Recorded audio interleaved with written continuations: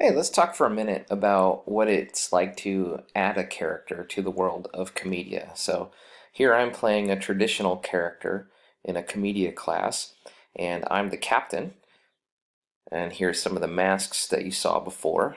This, of course, is your traditional Arlecchino, and these are all of your traditional characters: Pantalone, Capitan, and later on, they added some characters like this. This is Pulcinella, and he's just sort of a sad clown, and he was sort of added to the canon later on through tradition over the many hundreds of years of Commedia.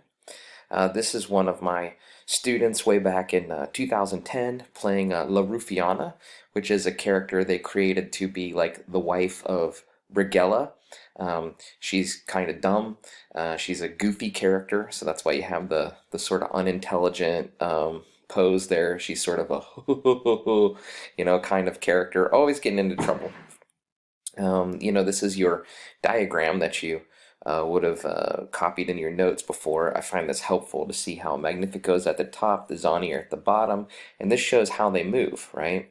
Well, one thing that they did with this is they included the witch, and they said the witch is a 20th century invention. She's a Magnifico of the country, and it's kind of neat to have another outsider in there. The only other outsider before was the captain. The captain's from another country. Let's bring the witch in from the woods and see how we can make things happen with her.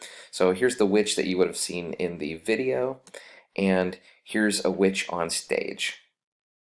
Okay, so how the witch moves, let's talk about that for a minute, all right? She moves in figure eights, so like this, when she's casting a spell, it's a figure eight or two figure eights or whatever. And so when she walks, it's like,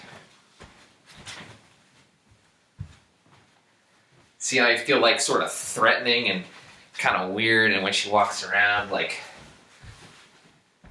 everything's like figure eights. So you see she's at the center of the diagram. And so they didn't really give her this big leading gesture. They just kind of gave her a very centered type of thing, like where she's always like this. So that's her gimmick, that's her movement. So if they can create a character like the witch in the 20th century, then you in the 21st century can create a new character.